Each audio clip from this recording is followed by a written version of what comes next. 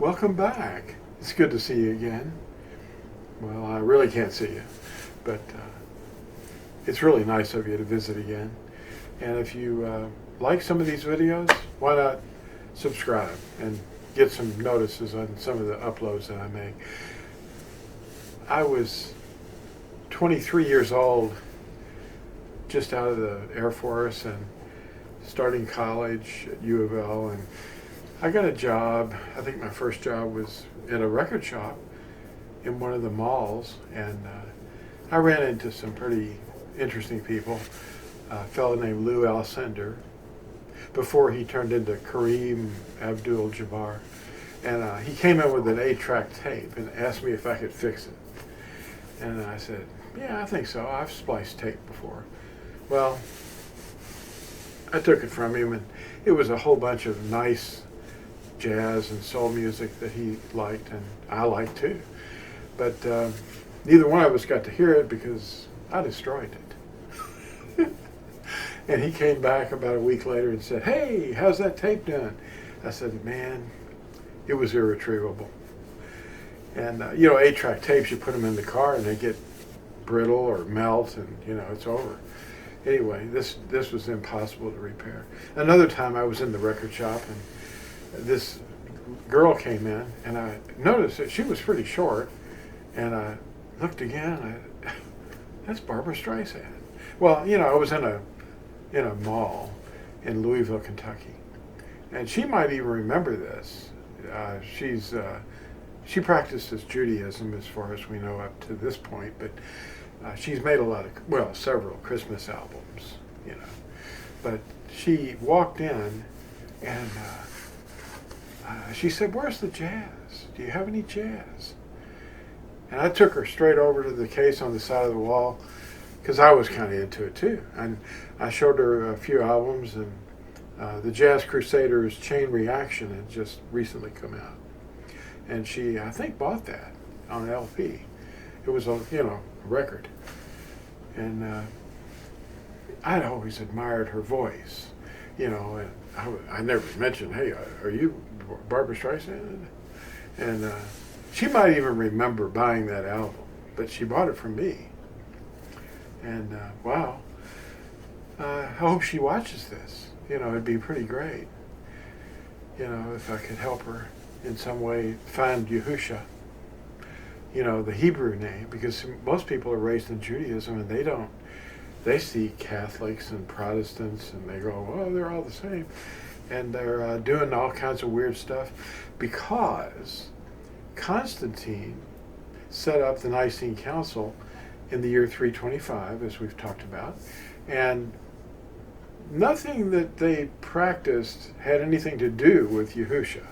It was more about Roman religion, So ever since then, the Yahudim have thought, wow, let's stay away from that. And some have not been students enough of their own text or culture to not drift into it, and some of them have. My family and some friends' families have been forced converts, and they were living in cities, and they learned how to be Catholics. And that's really the history of us, because I'm part British and part Yahudi and part Cherokee, and it's all mixed in, see. And I just woke up one day being a Catholic and being sent to a Catholic circus in a Catholic school. Well, it's not our fault. Eventually we wake up and we start looking into things and saying, well, what's real? What's going on? What are those stars? What are these planets? And what is this place we're living on? And you start looking into things. And then you start looking into history, and you find out, wait a minute, there's all kinds of weird things. Lew White turned into Kareem Abdul-Jabbar because somebody bumped into him that was practicing Islam.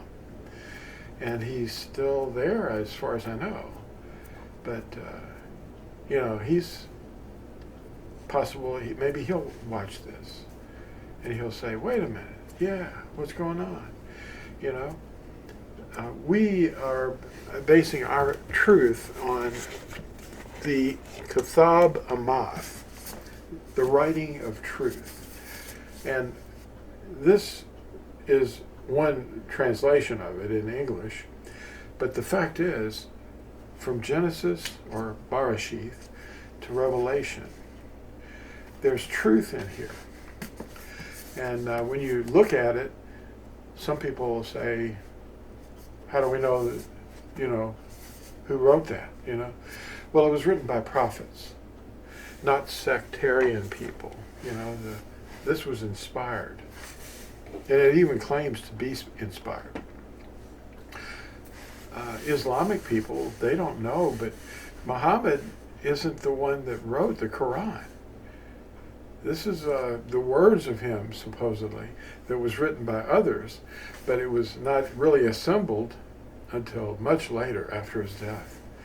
So, but Musa, or Moses, he was spoken of by Yahusha himself. In fact, he met with him.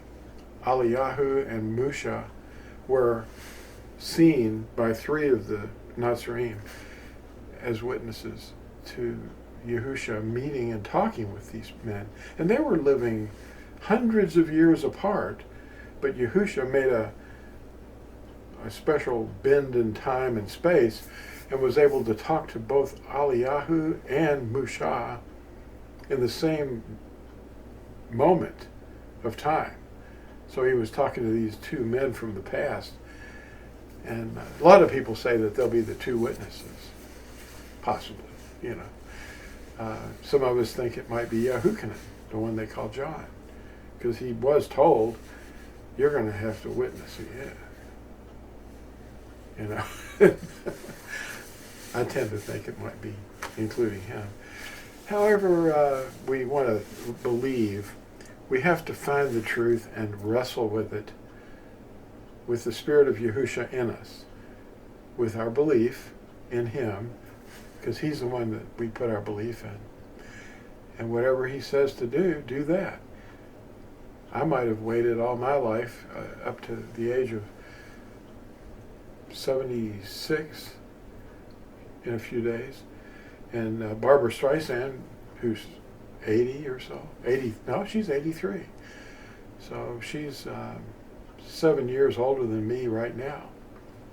And she's going to keep being 7 years older until one of us goes away. But you are going to go away eventually, either at Yahusha's coming, when you'll be transformed into immortality, or perish in the fire that's going to be released.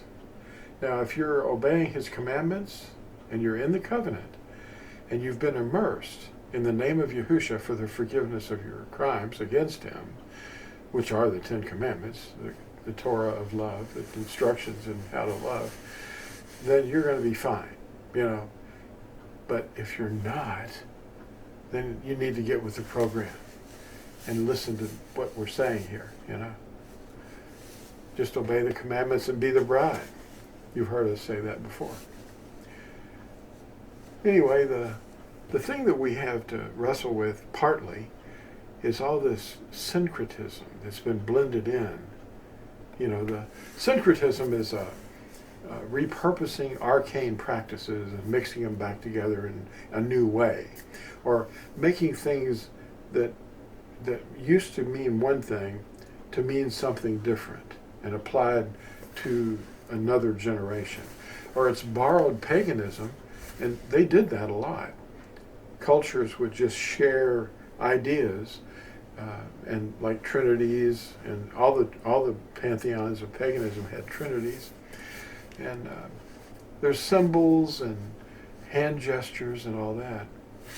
Well, when you think about it, these arcane practices, the paganism, like hand gestures, they're reflected, first of all, the first use of these things was in Hindu or Buddhist yogis, and in statues, you'll see, with halos.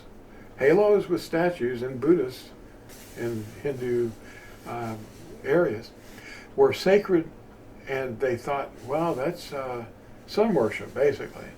But these hand signs were called mudras. And they had a lot of hand signs. And in fact, there were statues. And there were little cards that will show you their hand signs. They've got little things like this and things like this. Well, that namaste gesture that you see on statues and people with both palms together, this insinuates the worship of spirits, and literally means the spirit in me bows to the spirit in you. And these postures that are used in yoga, by the way, yoga is a word that means yoking, to yoke. And what you're yoking with are demonic entities. That's what you're doing. Spirits. And they're understood, these yoga postures are understood as various crescent forms, as the moon crescent is also prevalent in the statues and cards depicting S-H-I-B-A. Well, it's really a B, it's not really a V. And this is the third member of the Hindu Trinity. The first one's the B, the U, and then the S-H. And it is depicted in the Om symbol. It's really Om, A-U-M. Usually you'll see people that call it the O-M symbol. It depicts all three of the Hindu Trinity. And this S-H-I-B-A character is known as the crescent in the upper right of the symbol. And the little dot in the middle of the crescent is his wife. And it's all fertility, you know.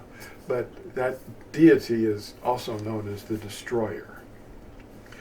There's the first member of the Hindu Trinity is the B name, and he's thought of as the creator, and then the second member is the sustainer, and the third member, which is the actual logo of the super collider over there, you know, CERN, C-E-R-N, is the destroyer. That's interesting, that they would have the destroyer as the emblem of their CERN super collider. The Silk Road trade route around 200 BCE reached the Middle East around 200 BCE. Now that was a trade route, and they brought silk and incense and spices and other things, but they also brought Hinduism with them. And that landed this religious practice of circling objects and sprinkling water on things and people. And that's the holy water of the Ganges River. It's what they believe in. And this trade route called the Silk Road came out of India towards the west and went to the east and to China as well. But the part that came to the west reached Arabia around 200 BCE, and it invaded the entire Middle East and went right up into the Mediterranean and spread among all those things. And the costumes that you see Roman Catholic priests wearing came straight from the Hindu priests, you know. So Constantine's Catholicism, which grew about, it just popped up around 300 years after Yahusha and his first Natsarim. Now, they practiced, you know, basically Torah. The Torah, the instructions, the commandments, and they didn't practice any of the things that Catholicism practices and did. And in fact, Catholicism didn't do a lot of it because it took century after century to pile on more and more syncretism, paganism, and it was eventually adopting the identical costumes and other habits that were practiced by the Hindus.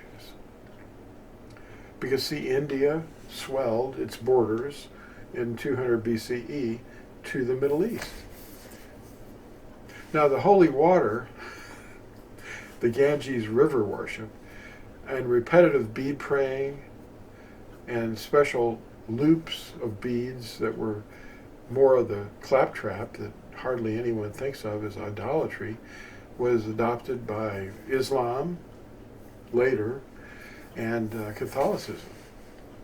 So the beads that you see people holding in their hand, little bead loops where they count their repetitive prayers, came from Hinduism and the Buddhists.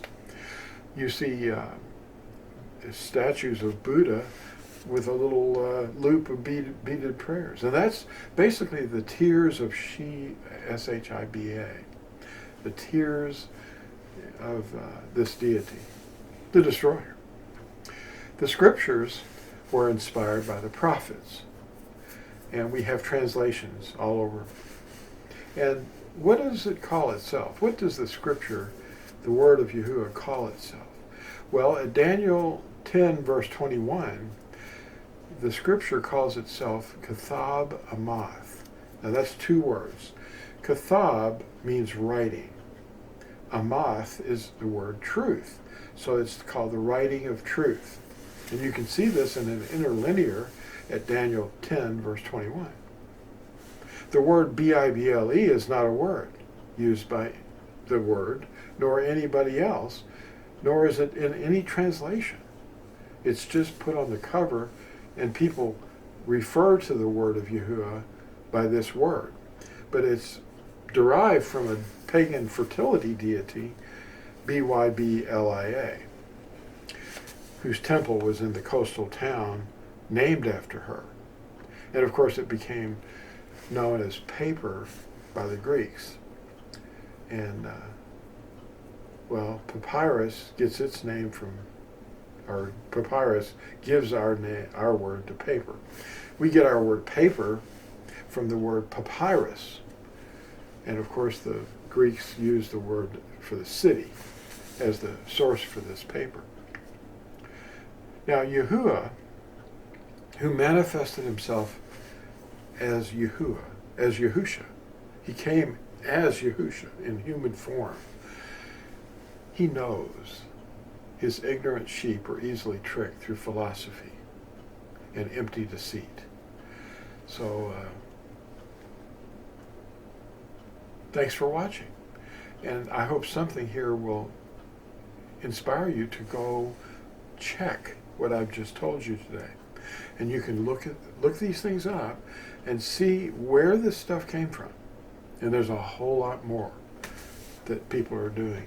Christmas trees, bunny rabbits, toys, candy, and programming children with this stuff. It's called Arcane Hui. Well, thanks for watching, and we'll see you in the next exciting video. Bye.